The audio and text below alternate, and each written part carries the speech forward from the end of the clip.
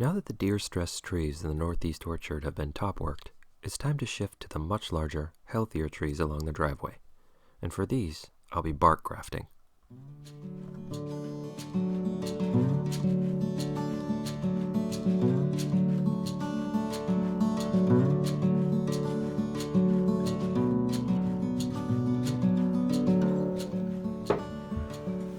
Each of these apple trees lining the fence are Malus antonovka hardy rootstock. They'll grow to be full-sized apple trees.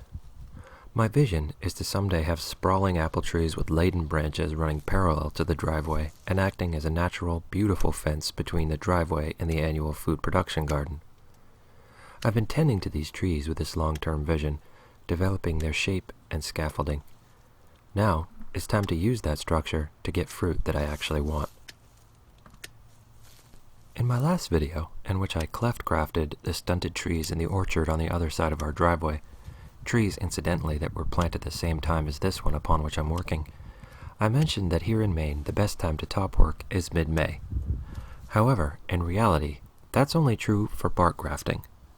Cleft grafts can be done any time during the growing season, as long as you have enough of it left for the graft union to be made and some growth to become established before winter dormancy.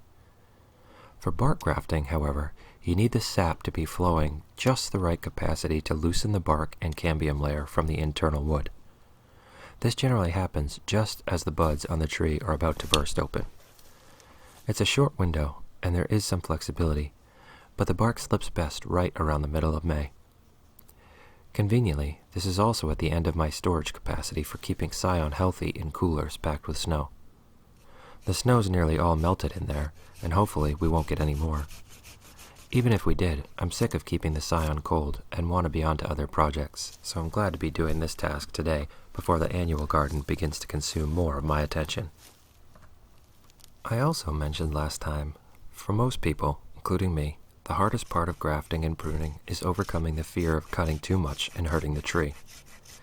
In my case, I got over that fear several years ago after research, conversations with, and observance of farmers with much more experience.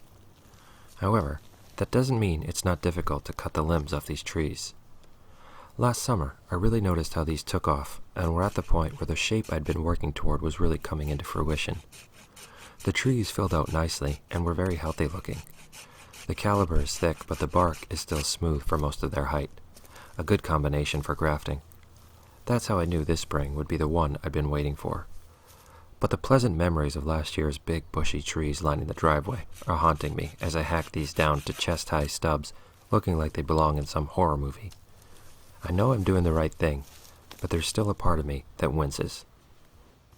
When using this technique, it's best if you have a length of limb or trunk that's as smooth as possible. I get rid of the little spurs and branches I don't want, find the length, and cut right above that. In this case, I cut just back from the wound of a pruning cut I made last year. This is a different knife than the one I was using for the cleft grafts, which was just a regular single bevel grafting knife. This is a bud grafting knife. A key feature is the flare on the tip opposite the cutting edge. This flare, which you're about to see me forget to use, is very helpful in slipping the bark back from the wood. It's been a while since I top-worked a tree, and it took me a couple of limbs to remember this handy feature and get my groove back. The technique is to make a slice along the length of the branch or limb, peel back the bark along both sides of that slice just enough to put a sharpened piece of scion into the wound.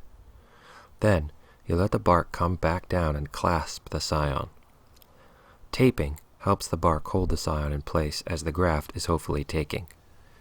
The larger the diameter of the limb or trunk you're working, the more pieces of scion you can put around its circumference. Each of these is the same variety of scion. Once they're established, I'll see which looks the best and which is heading in the direction I want, or looks like it will most easily be trained that way, and prune off the others.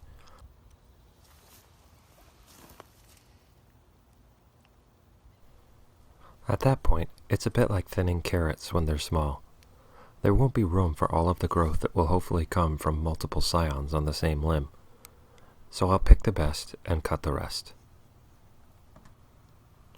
As you can see from this close-up, when you make your incisions along the length of and parallel to the limb or trunk to which you want to graft, you just slice through the bark and cambium layer. It doesn't necessarily bother anything if you cut into the wood below, but if you do, you're working too hard for no benefit.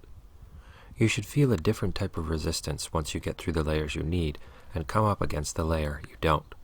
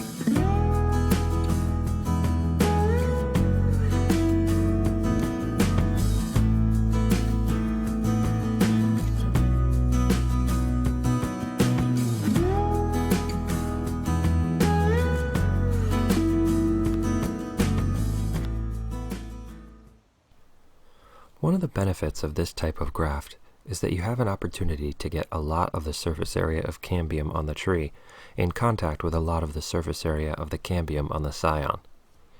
To do this, I like to shave the bark off the scion after making my initial diagonal slice to create the sharpened shape that will be inserted. If you shave the bark and leave the cambium on the back of the scion, any cambium that is stuck to the bark of the tree will be in contact with that on the scion, along with the cambium ring that lines the circumference of your diagonal cut.